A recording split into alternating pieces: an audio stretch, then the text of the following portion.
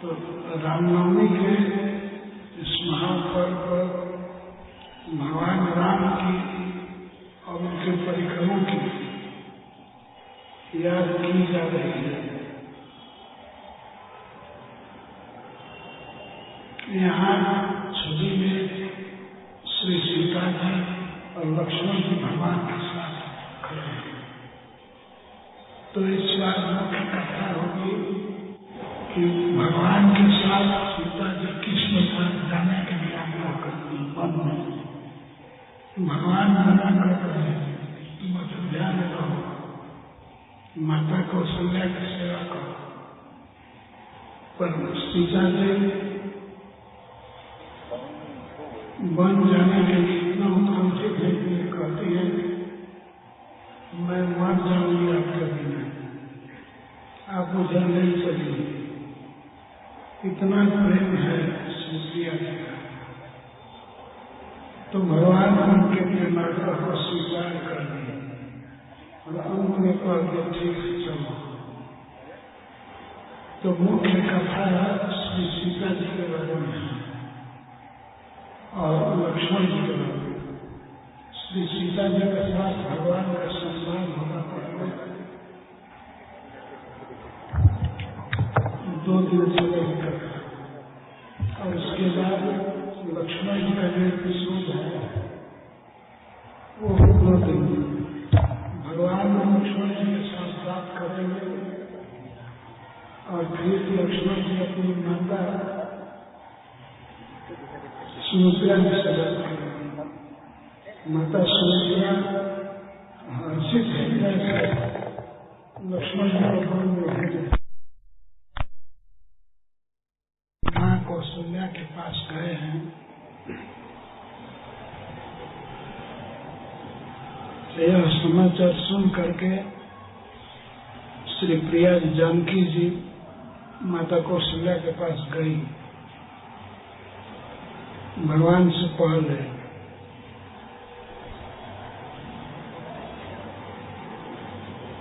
तो माता कौशल्या उनको समझा रही है कि बेटी तुम घर पर ही रहो।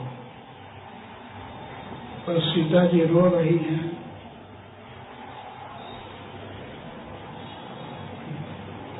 मेरे प्राणनाथ जहाँ रहेंगे वहाँ रहना मेरा धर्म है।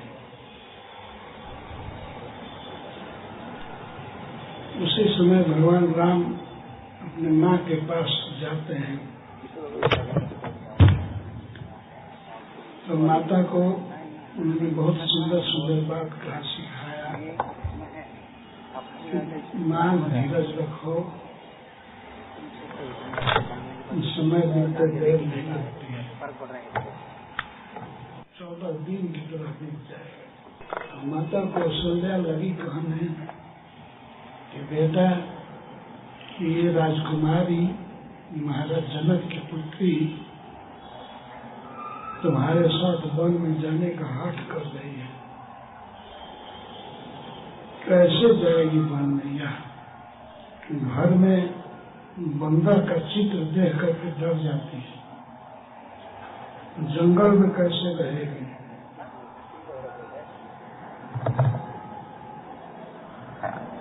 मैं इतना प्रेम से रखी हूँ इसको, कभी बातें भी बंद करने के लिए नहीं कही, दीप बात नहीं टालने कहूँ। और सीता पलंग पीठ तजी गोद हिंडोरा,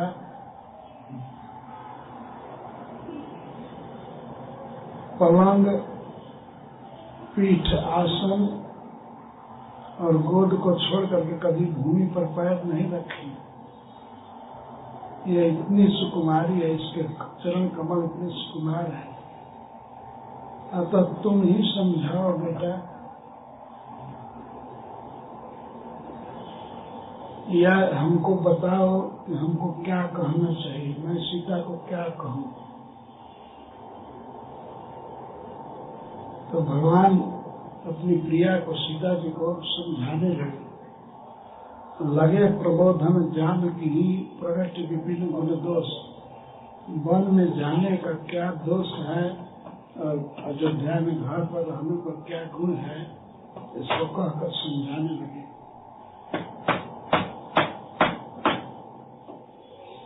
माँ तो समीप कहत सब चाहिए, माता के सामने अपनी पत्नी से बात करने में संकोच हो रहा है। बोले समय समझी मन माई, पर समय को समझ करके कि यह विपत्ति का समय है, भगवान बोले राजकुमारी सिखावत सुनहु, आन भात जन जिये कसुकुन। संबोधन करते हैं जानकी जी को, हे राजकुमारी, हे महाराज जनक की नंदिनी, तुम मेरी शिक्षा को सुनो। मैं कोई उपदेश नहीं कर रहा हूँ,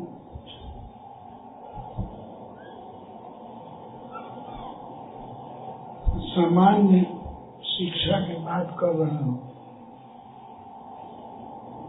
राजकुमारी सिखावन सुनहु, आन भांति जन जिये का सुनहु। तुम अपने मन में कुछ दूसरा मत सोच लेना कि मैं तुमको घर पर रखने के लिए कह रहा हूँ।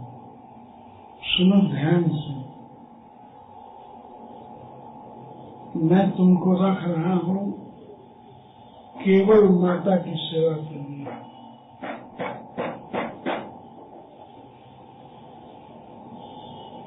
आयस मोर सास सेवकाई, सदविधि भामिनी भवन भलाई। मेरी आज्ञा है, ये कर्तव्य होता है पत्नी का कि अपने पति की आज्ञा माने। इस कारण से मैं आज्ञा दे रहा हूँ। मेरी आज्ञा है सास सेवकाई, मेरे माता की सेवा। सदविधि भामिनी भवन भलाई। हे भद्र महिला, सब तरह से घर पर ही रहने में भलाई है। मेरी आज्ञा का पालन होगा और मेरी माता की सेवा होगी। मेरी माता न कह करके कह रहे सास, सास की सेवा होगी। तो तुम्हारी माँ, तुम्हारी भी माँ है।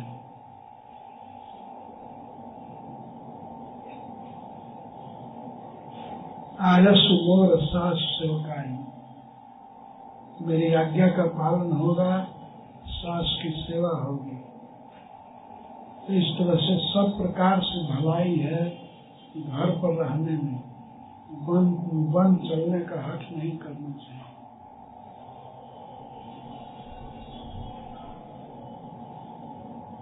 इतने अधिक धर्म नहीं दूजा है,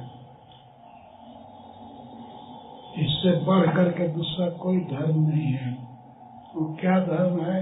सादर सास ससुर पद पूजा। प्रेम से, आदर से सास और ससुर के चरणों की पूजा करना, यही सबसे बड़ा धर्म है तुम्हारे लिए।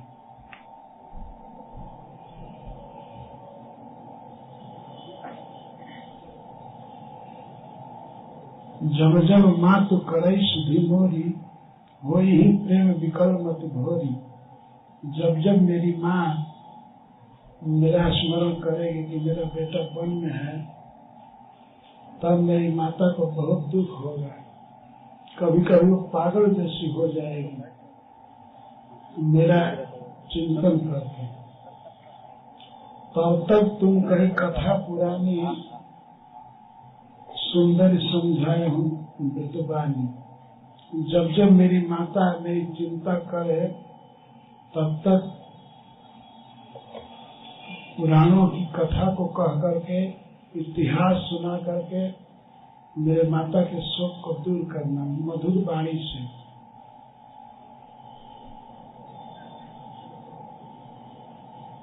यही सेवा है, मेरे माता का शोक दूर करना।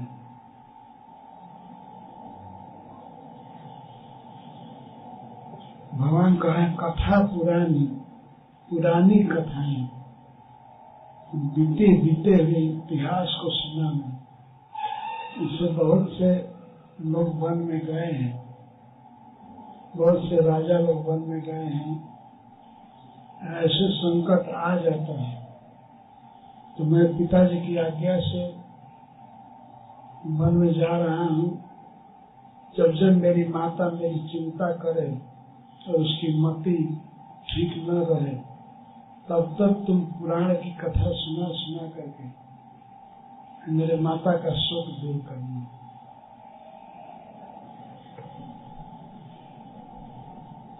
तो मानो सीता जी के मन में बात आई कि माता का शोक दूर करने के लिए तो गुरु माता जी हैं, अरुंधति जी हैं और मंत्री जी सुमंत जी की पत्नी है, वे लोग समझाएंगे, हमारी क्या आवश्यकता है। शायद सीता जी ये सोच ले कि किसी बहाने से हमको रखना चाहते हैं, इसीलिए भगवान शपथ खा रहे हैं।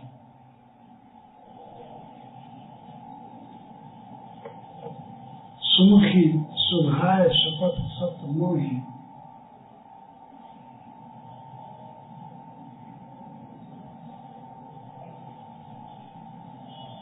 केवल मात हित राखूं तो ही। शपथ कर रहे हैं कि मैं सैकड़ों शपथ खा रहा हूँ। किसकी शपथ खा रहा है ये नहीं कहें कि मैं सैकड़ों शपथ खा रहा हूँ।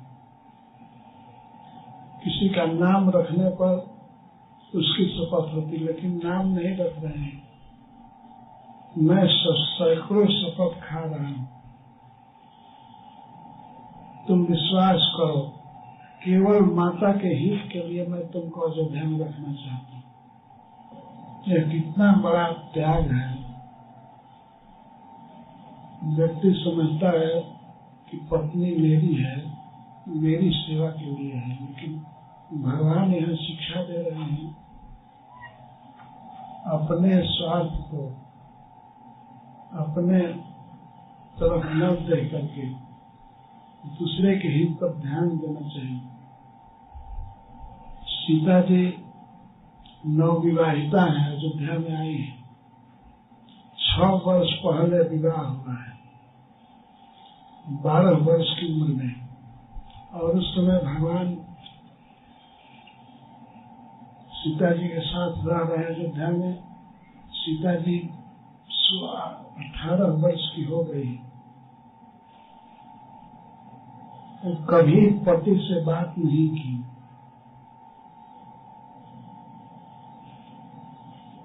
प्रथम बार अपने सास के सामने अपने पति से बात कर रही है।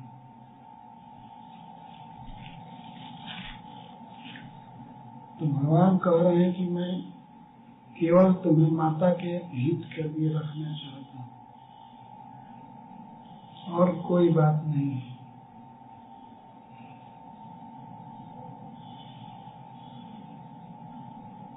गुरु श्रुति सम्मत धर्म फल पाइए बिन ही कलेश, 8वां सब संकट सहे कालो नहुस नरेश। भगवान 2 इतिहास सुना रहे हैं। हे सीता सुनो, गुरु और वेद के आज्ञा को मानने पर वेद और गुरु के अनुसार जो धर्म है उस धर्म का फल बहुत जल्दी मिल जाता है। यदि गुरु की आज्ञा मानी जाए और वेद की आज्ञा मानी जाए तो धर्म का फल जल्दी मिल जाता है। और कोई हठ करता है, अपनी बुद्धि चलाता है, तो इसके विषय में 2 इतिहास सुना रहा हूँ। गालव मुनि और राजा नहुस, ये दोनों बहुत हठ किए। हठ के कारण उनको बहुत क्लेश उठाना पड़ा।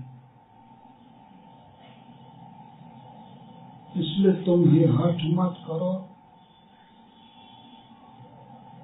गुरु की आज्ञा का पालन करो और वेद के अनुसार जो धर्म है उसका पालन करो।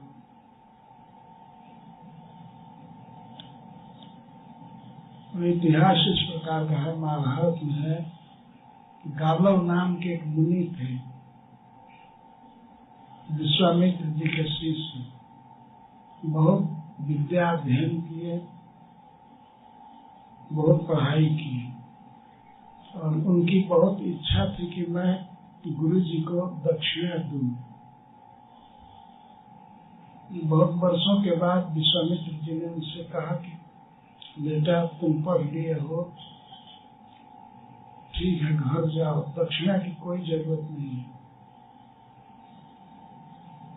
परंतु गालव मुनि के मन में यह दुराग्रह था कि मैं तो दक्षिणा दूंगा ही, दक्षिणा के बिना मैं कैसे रह सकता। गुरु जी का बहुत बड़ा उपकार है, इसलिए गुरु दक्षिणा चुकाऊंगा, जो उनकी इच्छा होगी वो दूंगा। पर विश्वामित्र जी ने कहा कि मैं तुम पर प्रसन्न हूँ, दक्षिणा की कोई जरूरत नहीं है, अब तुम जहाँ चाहते हो जाओ। लेकिन गालव मुनि बहुत बार हठ किए, बार बार कहते थे कि गुरु जी हमें दक्षिणा देने के लिए कहिए, मैं क्या आपकी सेवा करूं। विश्वामित्र जी कह देते थे नहीं, अब मुझे तंग मत करो, मैं दक्षिणा नहीं चाहता हूँ, दक्षिणा की जरूरत नहीं, मैं दक्षिणा के लिए तुमको नहीं पढ़ाया, मेरा कर्तव्य था, मैंने तुमको पढ़ा दिया, बस मेरा कर्तव्य पूरा हुआ, यही मुझे खुशी है, दक्षिणा की कोई जरूरत नहीं। लेकिन गालव मुनि बार बार हट करते रहे, पूछते रहे गुरु जी हमें कोई सेवा दीजिए, मैं दक्षिणा देना चाहता हूँ। दक्षिणा के बिना पहले के विद्यार्थी नहीं रहते थे, गुरु जी को अवश्य दक्षिणा देते थे गुरुकुल में पढ़ते पढ़ते समय। आजकल के गुरु लोग तो शिक्षा देने के पहले ही नामांकन के समय ही सारी फीस ले लेते हैं, भले लड़का पढ़े या मत पढ़े, फीस दे जमा कर दिया जाता है। पर पहले के गुरु ऐसे थे जो पूरी शिक्षा देने के बाद तब दक्षिणा मांगते थे, जो जैसा होता था उसी के अनुसार दक्षिणा मांगते थे। भगवान भी उज्जैन में पढ़ने गए, मथुरा से भगवान कृष्ण अपने भाई बलराम जी के साथ पढ़ने गए, पिताजी ने नामांकन करा दिया उज्जैन में। गुरु का नाम था संदीपनी मुनि। संदीपनी मुनि एक बहुत बड़े ब्राह्मण थे, उनकी पाठशाला थी उज्जैन में, और वसुदेव जी ने अपने दोनों पुत्रों का नामांकन कराया उज्जैन में। उज्जैनी उस समय कहा जाता था, उज्जैनीपुरी। तो दोनों बच्चे कृष्ण और बलराम 64 दिन पढ़े गुरु संदीपनी मुनि के यहाँ। 64 दिन में सभी प्रकार की विद्या, सारा वेद वेदांत, धनुष बाण चलाना, बांसुरी पर गीत गाना या कोई भी कला बाकी नहीं रही, सब कुछ सीख लिए केवल 64 दिन में। लेकिन 64 दिन ऐसे पढ़े कि एक दिन भी सोए नहीं, रात को भी पढ़ते थे।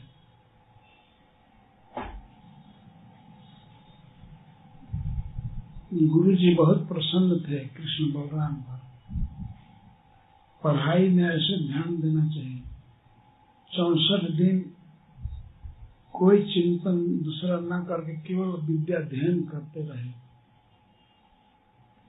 दोनों बहुत विलक्षण विद्यार्थी थे। तो अंत में भगवान ने कहा कि गुरु जी हम आपको कुछ दक्षिणा देना चाहते हैं। तो बहुत खुशी हुई संदीपनी मुनि को। उन्होंने कहा ठीक है बेटा, तो वे पहले अपने गृह मंत्री से बात किए, अपनी पत्नी से। कहीं एक लड़का जो पढ़ने आया है मथुरा से अपने भाई के साथ, यह लड़का विलक्षण बुद्धि वाला है, विलक्षण शक्ति वाला है, इससे क्या दक्षिणा मांगनी चाहिए? तो गुरु जी की पत्नी ने बताया कि मैं वंशहीन हूँ, मेरा पुत्र नहीं है। हम लोग गए थे गुजरात में, समुद्र के किनारे प्रभास तीर्थ में स्नान करने के लिए, वहीं पर समुद्र की लहरों में हमारा बेटा बह गया। तो जब इतना विलक्षण शक्ति वाला ये विद्यार्थी है, तो इसे यही दक्षिणा मांगिए कि हमारे मरे हुए बेटे को ला दे। तब गुरु जी ने वही दक्षिणा मांगा। जो जैसा योग्य होता है उसके अनुसार ही दक्षिणा मांगनी चाहिए। तो गुरु जी ने दक्षिणा मांगा कि बेटा, मेरा पुत्र प्रभास तीर्थ में डूब गया समुद्र में, उसको तुम ला दो। गुरु की आज्ञा पा करके दोनों भाई रथ पर बैठे, मथुरा में आए, मथुरा से रथ पर बैठे और गए प्रभास क्षेत्र। वहां पर श्री बलराम जी को भगवान ने कहा कि भैया आप बैठिए समुद्र तट पर, मैं समुद्र में डुबकी मार रहा हूं।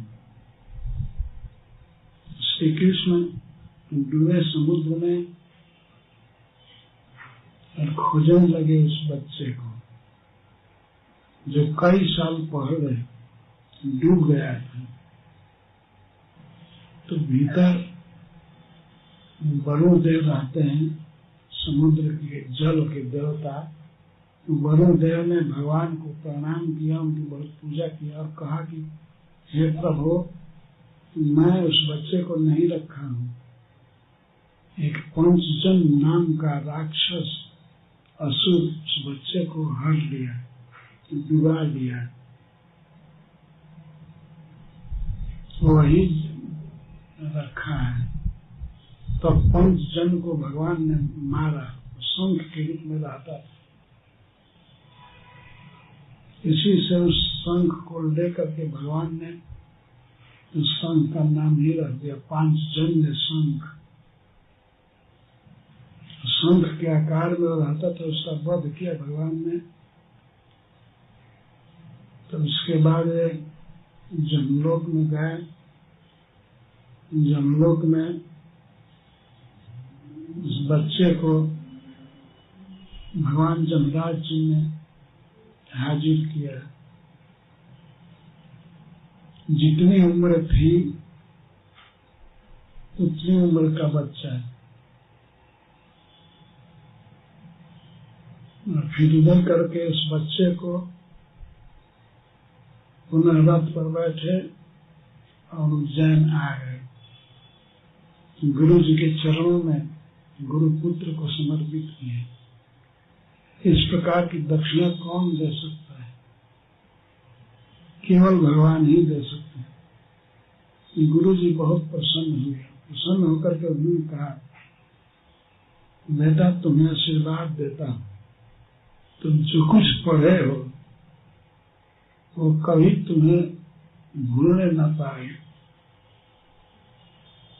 तुमने मेरे वंश की रक्षा की, तुम्हारा वंश बहुत विस्तृत होगा।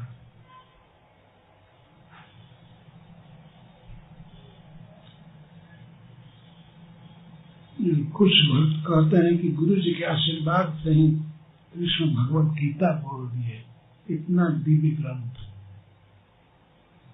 जो कुछ हुए भी सत्य है।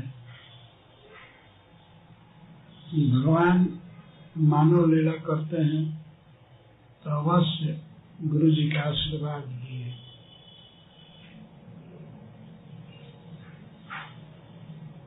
तो एक कथा है गुरु दक्षिणा देने की। तो मुनि गालव भी दक्षिणा देना चाहते थे, बार बार आग्रह किए विश्वामित्र जी से, पर विश्वामित्र मुनि ने कह दिया नहीं। लेकिन गालव मुनि बार बार विश्वामित्र से कहे, तब वे उद्विग्न होकर कह दिए, तुम मुझको 800 घोड़ा ला करके दो, और ऐसा घोड़ा जिसका एक कान काला हो और सारा शरीर चंद्रमा की तरह उजला हो, ऐसे घोड़े चाहिए, और एक एक कान काला हो, सारा शरीर चंद्रमा की तरह धवल हो। उद्विग्न होकर के गुरु जी कह दिए, ये दक्षिणा दो हमको। अब गालव मुनि बहुत परेशान हुए, पृथ्वी में सब जगह घूमे, कहीं ऐसे घोड़े नहीं मिले। अंत में गरुड़ जी ने, भगवान के वाहन गरुड़ जी ने उनकी सहायता की। गरुड़ ने कह दिया कि महाराज जजाति के पास जाइए, उनसे मांगिए। ये महाराज जजाति के पास गए और 200 घोड़ा लाए, केवल 200, 600 बाकी है। हमने बहुत पृथ्वी पर घूमे, गरुड़ जी की सहायता से कहीं थे ही नहीं पृथ्वी पर घोड़े। स्वर्ग में भी ऐसे घोड़े नहीं थे कि जिनके एक कान काला हो और सारा शरीर चंद्रमा की तरह उजला हो।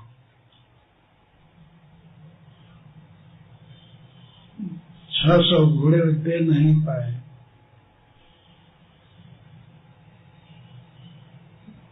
हमसे विश्वामित्र मुनि ने कह दिया, ठीक है, बस अब दक्षिणा देने की चेष्टा मत करो। लेकिन गालव मुनि इतने जिद में थे कि मैं दक्षिणा दे करके ही रहूंगा। गुरु जी बार बार मना कर रहे हैं, लेकिन वे प्रयास में लगे रहे। इसके लिए उन्होंने जजाति राजा की कन्या से विवाह किया। बहुत दुर्गति में पड़े, बहुत अपजस हुआ, दक्षिणा दे नहीं पाए। ये हठ किए थे। ये महाभारत में कथा है। हठ से उनको कष्ट हुआ, इसलिए हठ नहीं करना चाहिए। तो भगवान सीता जी को समझा रहे हैं कि तुम वन में चलने का हठ मत करो।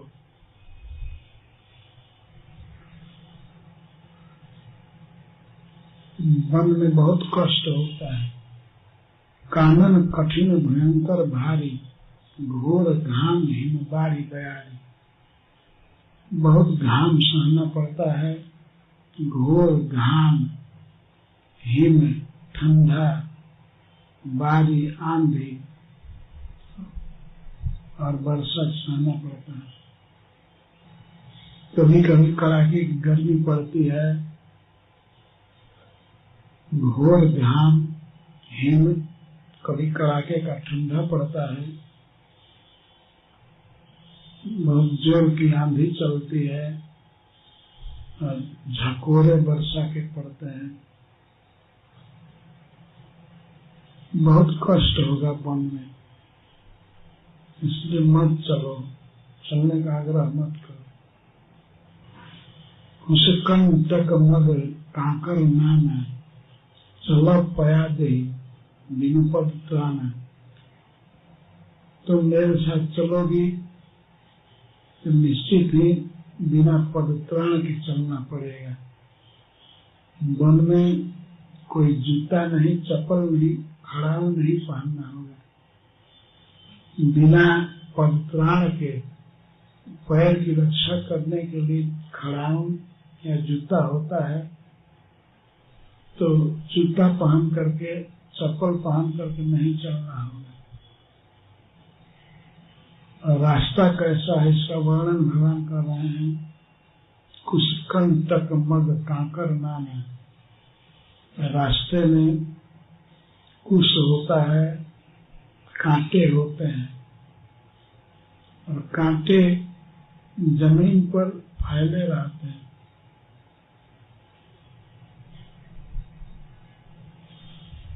दिखाई भी नहीं पड़ता।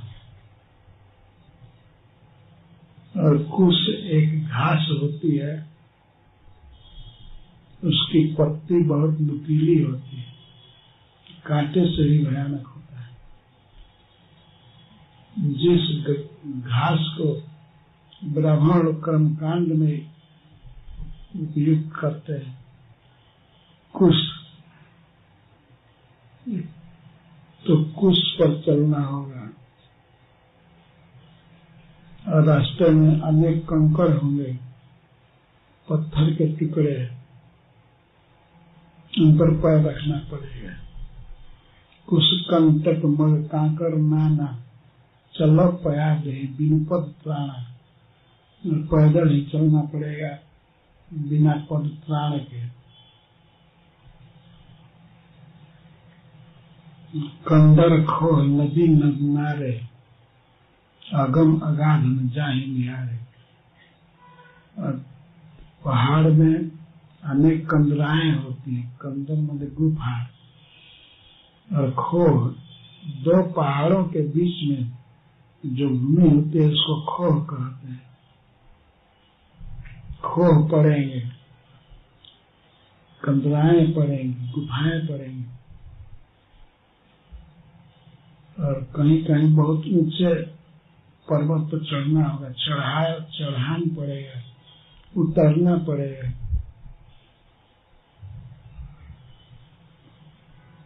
अंदर खो नदी नन्नारे, कभी कभी रास्ते में बड़ी नदी भी पड़ जाती है, बड़ी नदी को नद कहते हैं।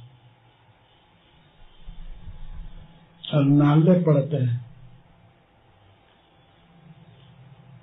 वहां बहुत दलदल होती है, उसको पार करना बड़ा कठिन होता है। अगम अगाध में जाए निहारे, कभी कभी तो नदी में इतना अगाध जल होता है कुछ पता नहीं चलता है, और देखने में भी डर लगता है। अगम अगाध में जाए निहारे,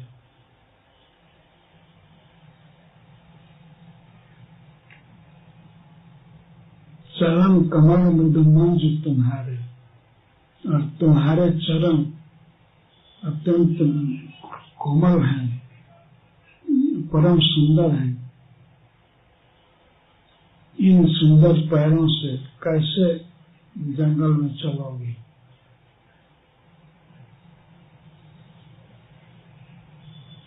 चरण कमल मृदु मंजु तुम्हारे, भूमि धर भार है, बड़े बड़े पर्वत जो पृथ्वी को धारण करते हैं रास्तों में पड़ेंगे। कभी बहुत ऊंचा चढ़ना होगा, कभी नीचे उतरना पड़ेगा, और नीचे उतरने में कोई सुंदर रोड या समतल जमीन नहीं पड़ेगा। खो नदी नद नारे, नाले पड़ेंगे।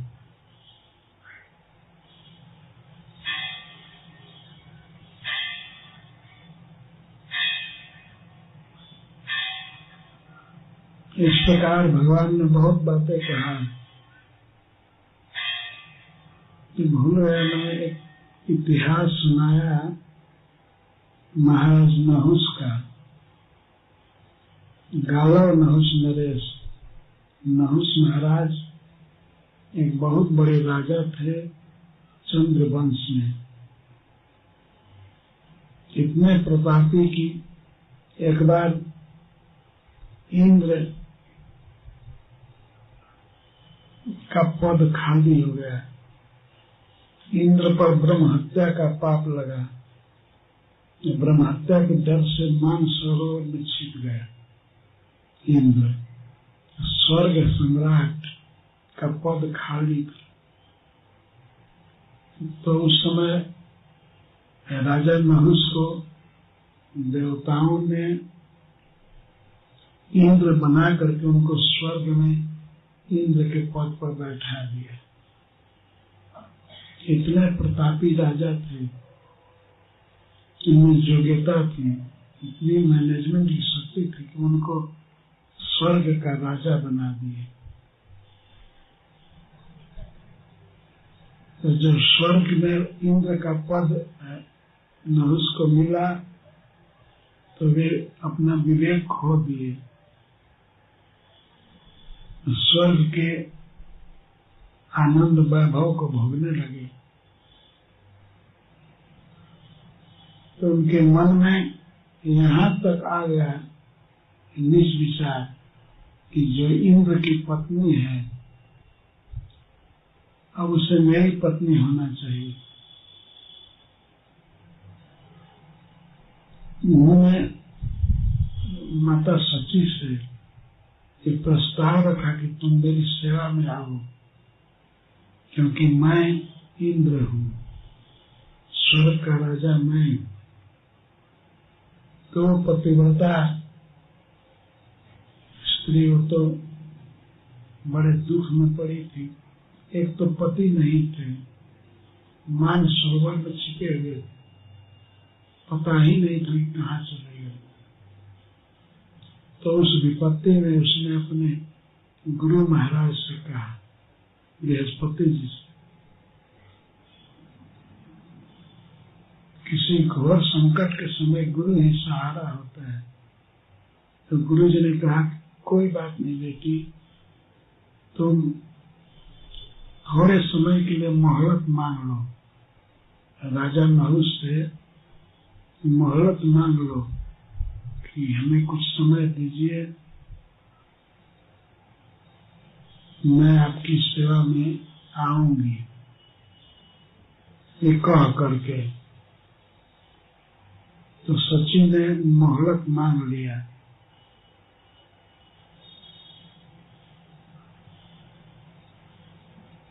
कुछ दिन बीता पर नहुष का अविवेक इतना बढ़ गया कि वो उतावले हो रहे थे। उन्होंने सची से कहा कि तुम बताओ मेरी आज्ञा कब मानोगी।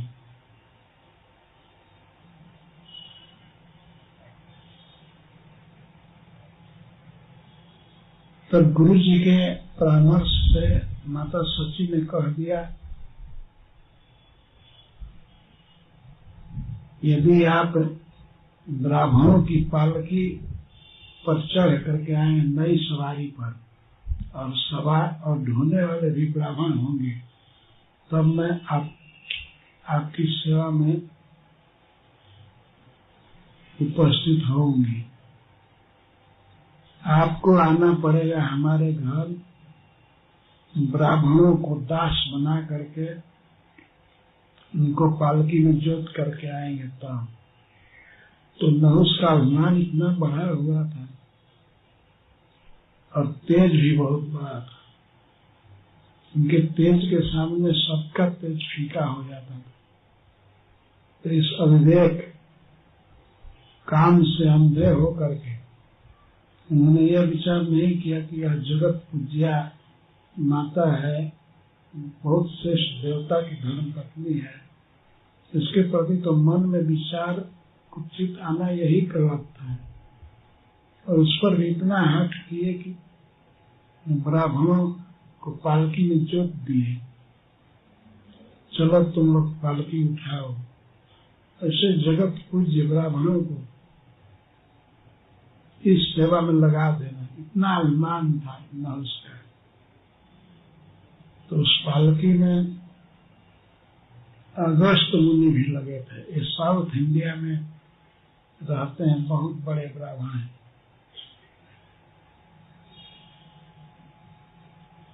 पालकी खुली थी और चलने में ब्राह्मण लोग देर कर रहे थे, तो नहुष ने पैर से मारते हुए ऋषियों को कहा, सर पर जल्दी चलो जल्दी चलो। और इतना अभिमान में थे वे, अगस्त जी के सिर पर पैर से प्रहार किए। तो पालकी को तुरंत रख करके और अगस्त जी ने साथ दिया कि तुम सर्प हो जाओ। बस मुनि के कहते ही नहुष सर्प बन गए और स्वर्ग से गिरने लगे और रोने लगे। अब तो बुद्धि खुल गई, रो रहे थे। ब्राह्मण स्वभाव से ही दयालु होते हैं। अगस्त जी को दया आ गई। उन्होंने कहा, ठीक है, गलती हो जाती है किसी भी मनुष्य से। तुम्हारे अंदर जो दुर्विचार आया, उसी दुर्विचार से तुमने ये काम किया है, लात मारा हम पर। तुम तो सर्प बनोगे निश्चित,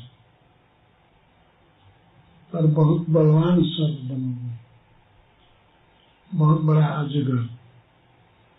और दिन के छठे भाग में किसी भी हाथी को, मनुष्य को, व्याघ्र को, बलवान से बलवान जीव को पकड़ लोगे तो तुमसे छूट नहीं पाएगा। तुम्हारा भोजन इस तरह से चलता रहेगा। पर राजा नहुष तो रो रहे थे कि मैं सांप से कब मुक्त होऊंगा, अजगर जोनी से कब मुक्त होऊंगा। तब अगस्त मुनि ने यह कहा कि तुम 10,000 वर्ष अजगर बनोगे, पर किसी श्रेष्ठ सज्जन से जब तुम्हारी बातचीत होगी, वार्तालाप होगी, तब तुम सर्प जुने से मुक्त हो जाओगे। तो वही नहुष सर्प बने थे जब पांडव लोग अद्वैत वन में रहते थे।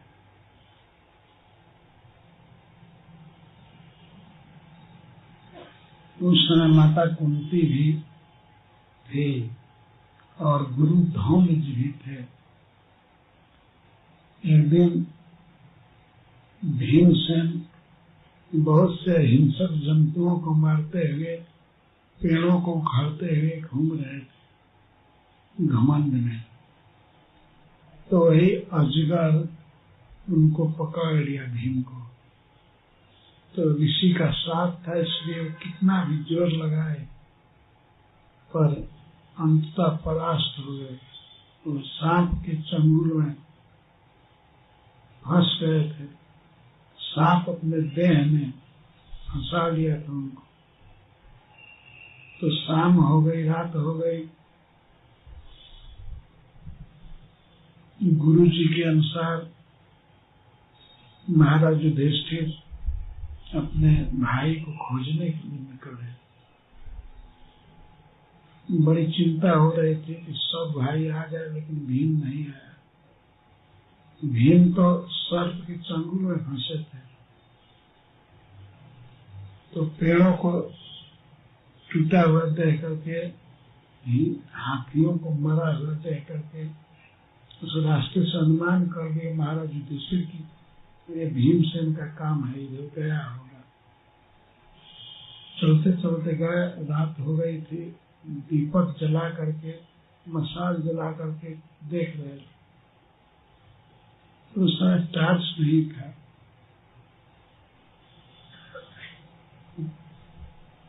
उसी दीपक के सहारे में आगे बढ़े तो देखे कि भीमसेन एक महान सर्प के देह से जकड़े हुए।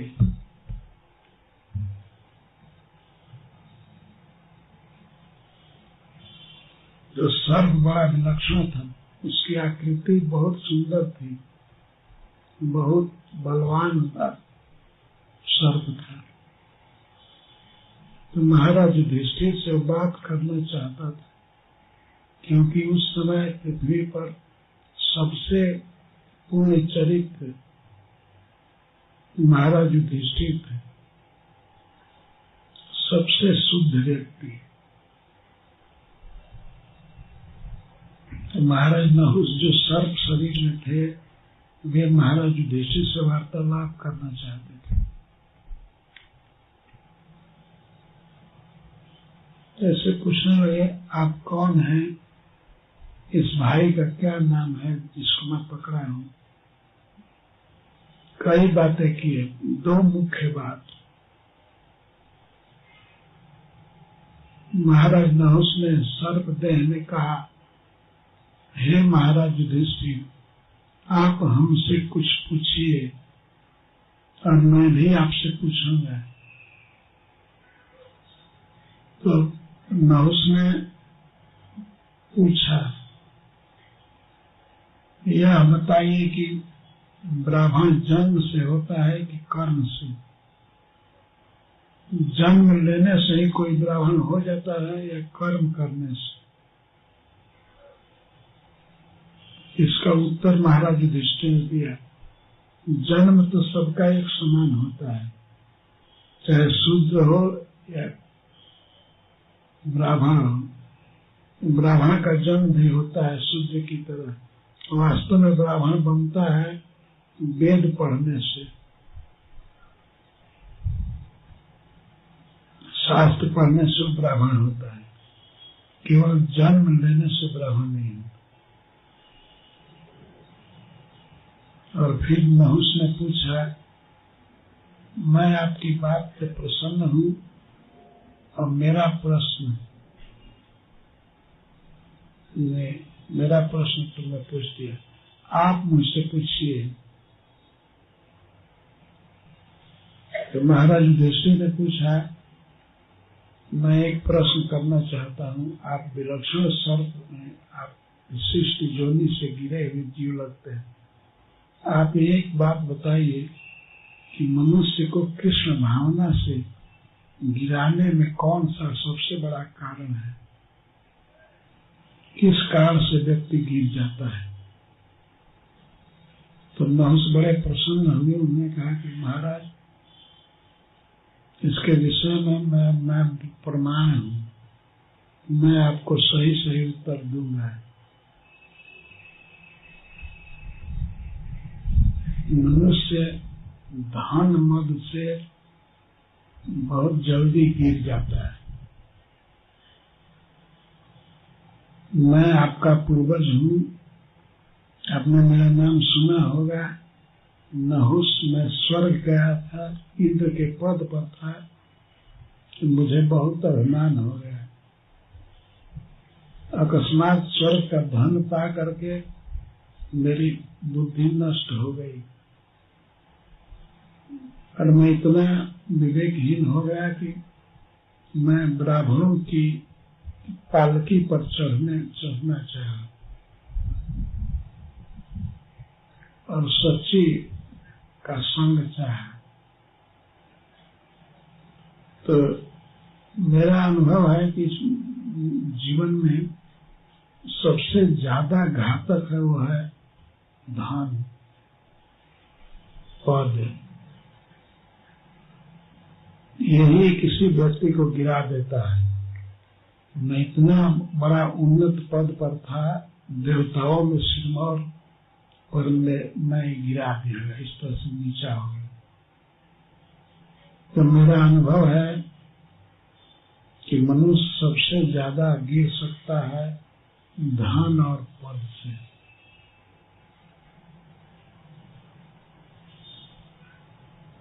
इस तरह से बात किए और महाराज दृष्टि से वार्तालाप का फल हुआ कि नहुष सर्वजन से मुक्त हो गए और विमान पर चढ़ करके जहां से गिरे थे वहीं चले गए, स्वर्ग में चले गए। और तब तक इंद्र भगवान का समय पूरा हो गया था, वे लौट आए थे। अब बहुत नम्र बन करके नहुष स्वर्ग में रहते थे और बहुत ताजा ज्ञान हो गया था, कभी दुर्विचार नहीं आया, बहुत शुद्ध हो गया। महाराज दृष्टि से बात करके पुनः स्वर्ग चले गए। वहीं युधिष्ठिर के सामने ही विमान पर चढ़ करके स्वर्ग चले गए, पर पूर्ण शुद्ध होकर के।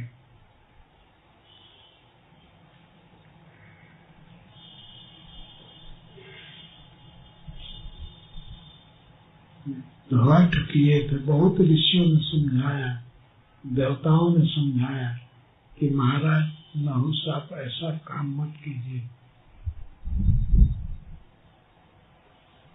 सची के प्रति ऐसा दुर्विचार आपके मन में नहीं होना चाहिए, और ब्राह्मणों का इतना अपमान आपके योग्य नहीं है। पर वे नहीं माने।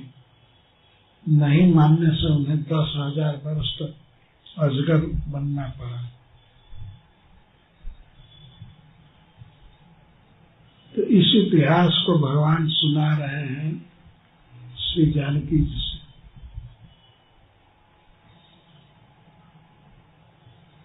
8 वर्ष सब संकट सहे गालो नहुष नरेश। गालो मुनि और राजा नहुष इस प्रकार के संकट सहे हठ के कारण।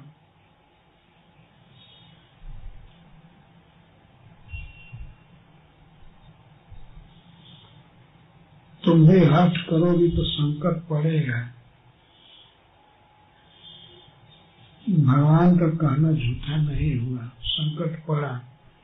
रास्ते में सूर्पनखा खाने के लिए दौड़ी थी सीता जी को,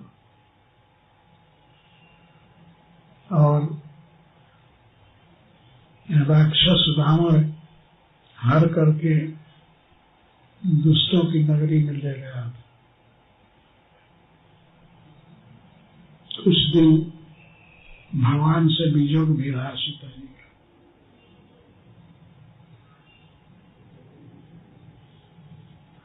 तो हठ करना ठीक नहीं है।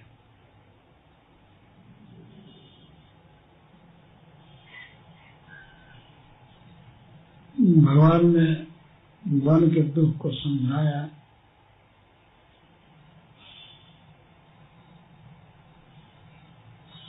बहुत दुख है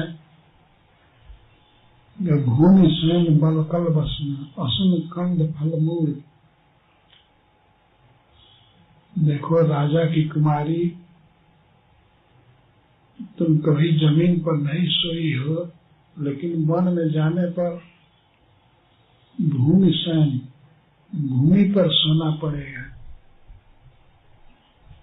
कभी कभी जमीन पर सोने पर जमीन की ठंडाई शरीर में घुस जाती है, जल्दी निकलती नहीं।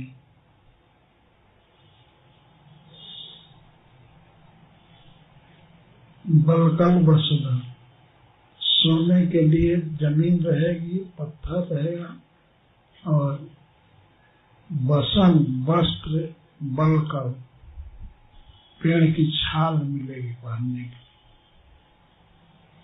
पेड़ की छाल से शीत का घाम आदि का निवारण नहीं हो सकता है, केवल लज्जा का निवारण होता है।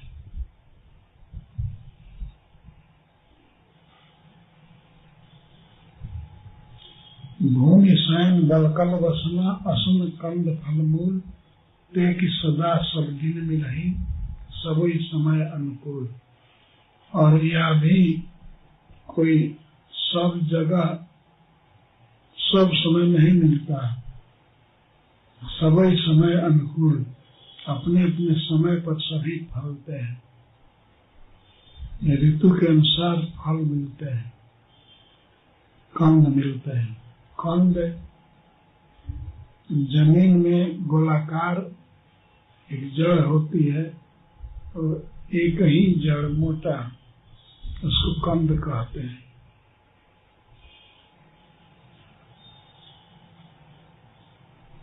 मूल जैसे मूली है, पेड़ की जड़ कई होती है। फसल कंद फल मूल ते की सदा सब दिन मिले, सभी समय अनुकूल। सब समय सब जगह नहीं मिलता है, तो किसी किसी दिन खाने को मिलेगा और बाकी दिन तो उपवास ही करना पड़ेगा। जब मिलेगा ही नहीं तो क्या करोगे? भगवान समझा रहे हैं,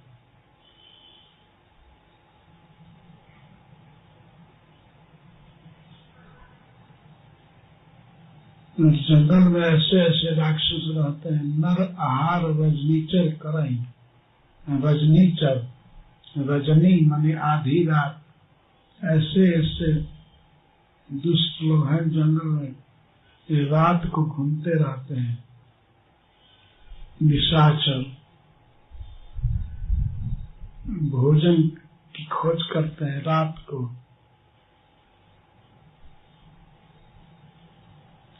और भोजन में क्या करते हैं? नर आहार रजनीचर करें। रजनीचर निशाचर राक्षस मनुष्य को खा जाते हैं। रात जग करके, रात भर जग करके देखना पड़ता है कि कोई राक्षस आ न जाए, तो नींद भी अच्छी नहीं आएगी राक्षस के डर से। और जब नींद अच्छी नहीं आएगी तो स्वास्थ्य ठीक नहीं रहेगा। रात भर जाग करके राक्षसों को देखोगे कि सोओगे।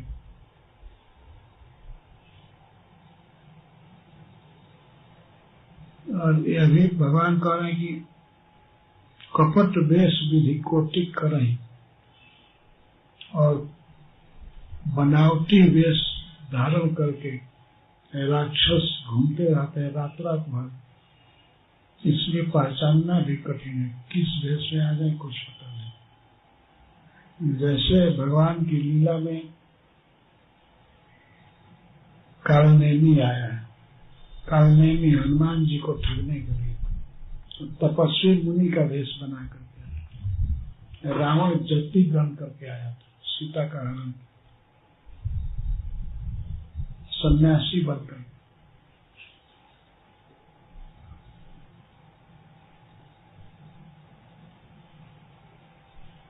सूर्पणखा आई थी बहुत सुंदरी स्त्री बनकर के।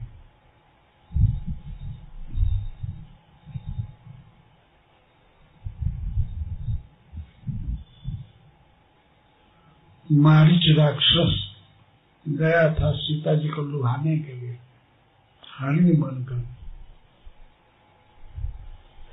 इस तरह से राक्षस लोग विविध वेश धारण करके और मनुष्यों को खाते रहते।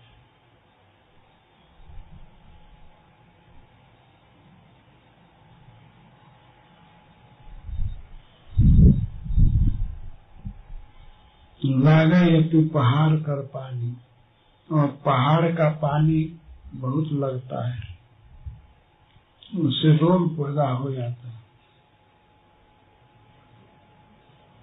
कई ऐसी घटनाएं होती रहती हैं। पहले बहुत लोग बद्रिकाश्रम जाते थे, पैदल जाना होता था, पहाड़ का पानी पी करके दमा हो जाता था, अस्थमा, और ठीक नहीं होता था।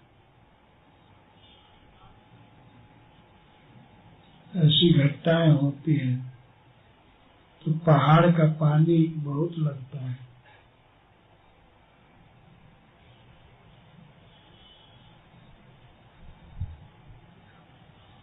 विभिन्न विपत्ति नहीं जाए बखानी।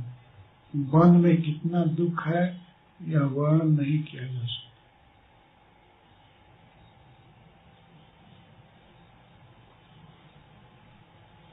इसलिए हे जनक राजनंदिनी, तुम मेरे साथ चलने का आग्रह मत करो, घर पर रहो, माता की सेवा करो। माता ने अपने मुख से कहा था कि जौ सिय भवन रही कह अम्बा, मुँह कह होई बहुत अवलंबा। यदि सीता घर पर रहेगी तो मेरे लिए बहुत अवलंबन बनेगी। अपने मुख से माता कौशल्या ने कहा। तो उसी की याद दिला रहे हैं भगवान राम की, माँ की बात मान जाओ, मेरी भी आज्ञा है और तुम यही रहो। भगवान हरि की कीर्ति अपार है, पर जैसा मुनियों ने कहा है, तो स्वामी तुलसीदास जी ने कहा है कि मुनि न प्रथम हरि कीरति गाई, ते हिमग चलत सुगम महिलाए। पहले के मुनियों ने भगवान की कीर्ति को बहुत तरह से गाया है, जैसे वर्णन किया है, ते हिमग चलत सुगम महिलाए। उसी रास्ते पर हमको चलना सुगम लगता है। तो उदाहरण देते हैं, अति अपार जे सरित बरा, जौ नृप सेतु कराए, चढ़ी पिपील को परम लघु बिनुसम पार ही जाए। जैसे राजा पुल बना देता है, ब्रिज बना देता है किसी विशाल नदी के ऊपर, जैसे गंगा जी हैं, जमुना जी, जैसे विशाल नदी के ऊपर ब्रिज बना देता है, तो उस ब्रिज पर चढ़ करके एक छोटी पिपील का चींटी भी आसानी से पार हो जाती है। जिस नदी में खास करके बरसात के दिन में बड़े बड़े हाथी भी बह सकते हैं, उसी विशाल नदी पर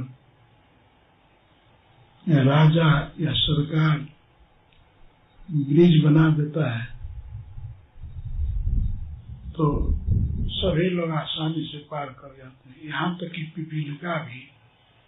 ऐसे ही भगवान की कीर्ति मुनियों ने गाया है, वाल्मीकि जी ने गाया है, भगवान वेदव्यास ने, श्री सुखदेव गोस्वामी ने, सूत गोस्वामी ने, मार्कंडे जी ने, बहुत मुनियों ने भगवान की कीर्ति को गाया है। तो उनकी गाई हुई गाथा को थोड़ा सा मैं वर्णन किया, हमें आसान लगा कि ऐसे जो कहा है मुनियों ने उसको कहा जाए।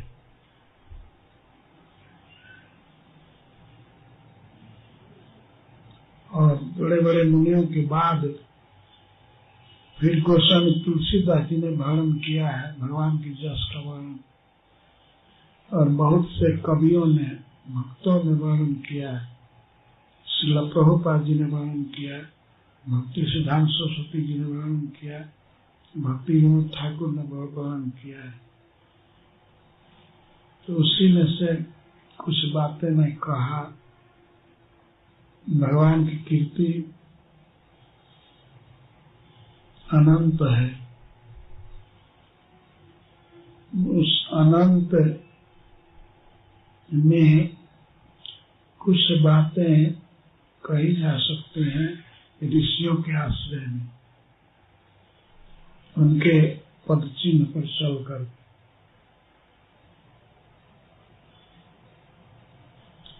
यदि कोई फॉलो न करे, पुल बनाया है सरकार ने किसी नदी पर, तो वह पुल से न जाकर के सीधे धारा में कूदे तो कार भी जाएगी, कार में सवार सभी मर जाएंगे, पार नहीं हो सकते। पार जाना हो तो पुल का आश्रय लेना पड़ता है। ऐसे ही भगवान की कीर्ति कहनी है या सुननी है तो पहले के मुनियों ने जो वर्णन किया है उसी के अनुसार बोलना चाहिए। तो श्री वाल्मीकि जी ने और श्री गोस्वामी तुलसीदास जी ने जो वर्णन किया है, हम मनुष्यों के लिए वही आधार है। उन्हीं के आधार से हम लोग कुछ सुना सकते हैं। इसमें जो भी त्रुटि होगी उसके लिए क्षमा करेंगे। ऐसे मैं तो शरीर से भी कमजोर हूँ, मुझे रोग है, फिर भी भक्तों के आग्रह से मैं स्वीकार कर लिया और भगवान की कीर्ति का वर्णन ऋषियों की परंपरा से होकर करने का साहस किया। इसमें कुछ त्रुटि होगी ऐसा नहीं, केवल त्रुटि ही है।